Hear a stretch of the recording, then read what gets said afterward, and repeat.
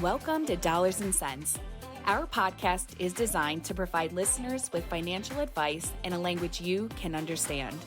Created and hosted by Marc Freedman, President and CEO at Freedman Financial, he discusses timely topics that help individuals and families make smart financial decisions.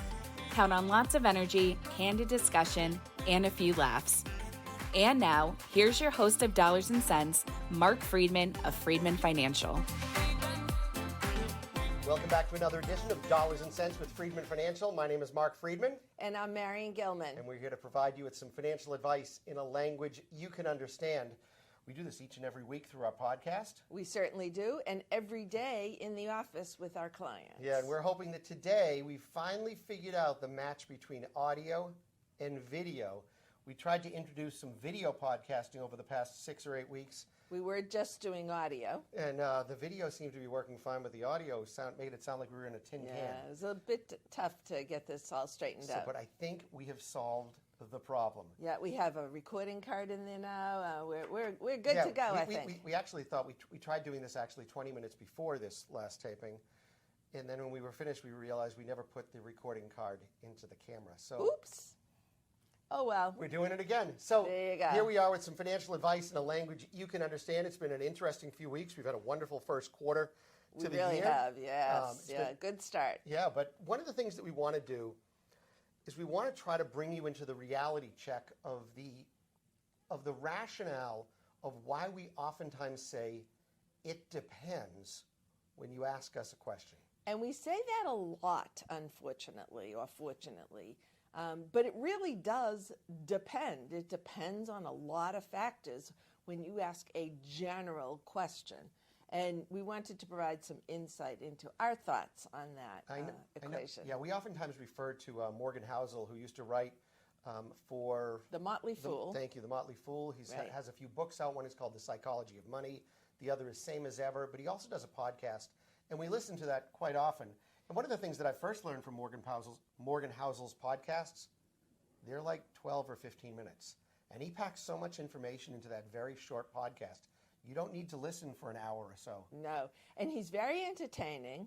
And he also provides financial advice in a language you can understand. Very regular language that anybody could listen to and benefit from. Yeah, so, one of the things that we're hearing a lot these days is the importance of academic knowledge and literary knowledge, all of that kind of stuff. And that is important in so many different fields, even in finance, for that matter, when it gets down to the exactness part of what you have to do.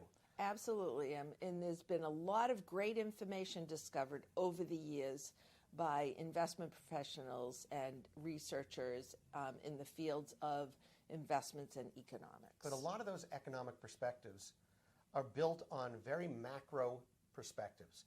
How does this impact a large group of people or a large entity, whatever it might be? And it's very theoretical. It's not necessarily linked to our everyday happenings in the general economy. Absolutely, because what we've learned in our work as financial advisors and doing financial planning as certified financial planners, acting as fiduciaries where we put your interests first, is that every person's situation is truly different.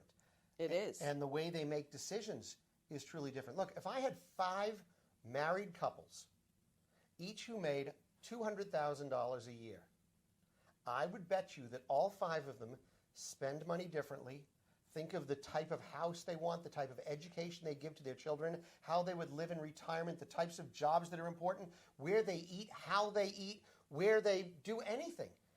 Everybody is different. So here's a great example. I mean, a lot of corporations, everything is very statistically driven. It's very process driven, very scale driven. So everything comes down to statistics. And they figure if we can get it right 90 to 95% of the time in processing documents or doing some task, we're doing really well because we have millions and millions of transactions that are going on. If we get it right 95% of the time, that's still an A, right? In school, that's still an A. But that's processing a task. That's right. Very different from looking at a projection, say, of cash flows for an individual where there are just so many interactions with the outside world. So processing a task, if I go and I want to buy a stock, for instance, that's processing a task. And let's hope I get that right 99.9% of the time. And happy to say we usually can do that in our office and processing paperwork and all. However, to actually know what's going to happen to that stock over time, who knows realistically? We might be able to look at it and say, sure, over the next, 5 years or so, the prospects look good. Anything can happen. So when we're dealing with clients, it's not through a corporate lens, it's through a very, very personal lens. It's about you. And so we have to recognize and share with you the items in our relationship that we can't control. And we have to focus on the areas where we can control.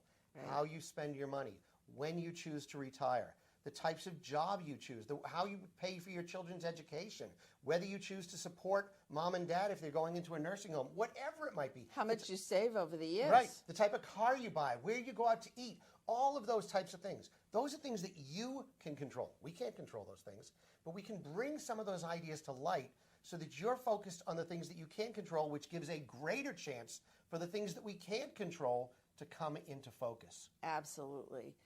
And so what we do here is we create, we take all of the factors that you have put in place. So let's say we have a 55 to 60-year-old couple come in, and we look at everything that they own, houses, investment assets, etc., and everything they owe, how they spend their money. And we create these projections to look at what's going to happen over time if you retire, let's say, at age 65. And we can put all these factors in, but we also have to make a lot of assumptions. We do. And I will tell you, the number one profession that hates what we do are engineers.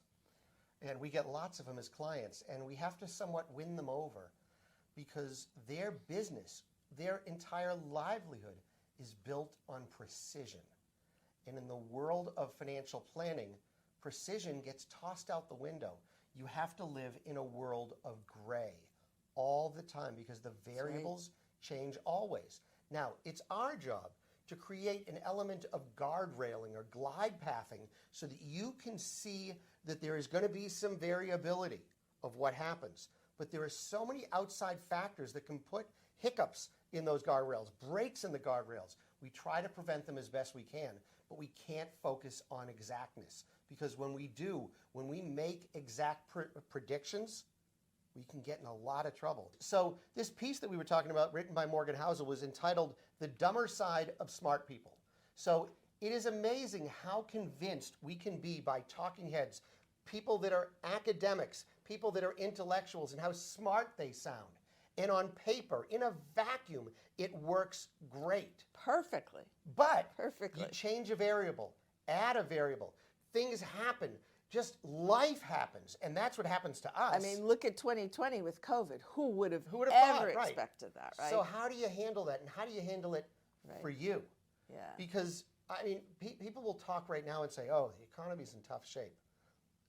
I don't know about that. I'm not feeling the economy's in tough shape at all. You go out to dinner, right? All the time. Exactly. Have you ever just walked into a restaurant and there's nobody there because they can't afford it? On a Saturday or something? Yeah. No, you're usually Place waiting, is right? mobbed, right? But it amazes me, though, it's very personal. I don't feel like the economy is doing poorly. However, if I watch the news or I read some headlines, someone's going to tell me that it is.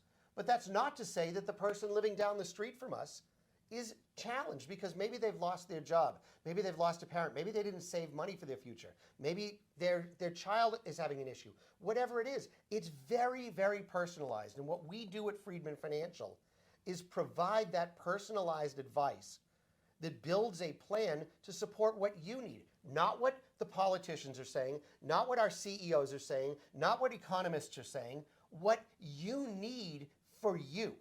That's how we do it. To make you, excuse me. Sure, go ahead, you okay? To make you feel comfortable that you actually have the resources to create the lifestyle you want in retirement. Yeah, it's very, very important. and you know, it just amazes me how much we listen and make decisions on the headlines that we get from talking heads, no matter where you are, no matter what you listen to, where you get your information. It's very important that we ignore a lot of the specifics that come from various economists and think to ourselves, what can we really put into perspective and believe so that we can build something that's appropriate for you? And Marion, I know you had a favorite quote that you pulled out of this Morgan Housel piece, right? Right, absolutely. And so one of the things that Morgan Housel talks about is he says that, a lot of intelligent people are almost too smart for their own good. So they come up with all these predictions.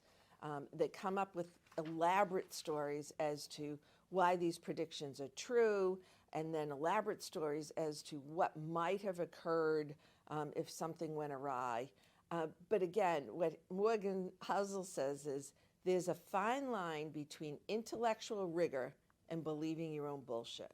So you need to be very careful because, again, no matter who you are, no matter what you're doing, when you're working in a world where the economy changes constantly and there are so many different factors that influence our behavior, that influence the world in general, that it influence the stock market, different corporations, sometimes there's just not a logical rationale that you can put into numbers, whether it's either preceding an event or even after the event. So what you need to do is look at it in more general terms and look at it over a long-term horizon. And over time, what typically happens is returns even out. A lot of people will ask us, Mark, well, what do you try to shoot for returns in a portfolio? And our goal is to earn 6 to 8% over time when you have a well-balanced portfolio. However, the first year, what's the likelihood you're going to get 6 to 8%? I would say it's probably 0 to 5% likelihood. Yep. Because it just, typically that doesn't happen. Typically you're somewhere, let's put it this way. In 2021, I think it was, the returns was 0. I don't know, negative. And then 2022, there were huge returns. I might have gotten there back. But the point is, in the first year, no one knows. Like, exactly. for instance, 1 year. This past year, if you look rolling 12 months from where we're recording this right now, my and God, here we are, middle of April, yeah. you could be up some 20%. Exactly. But the year before that, you were negative. Right. Or flat, or whatever, and it comes out over time. So here's the thing.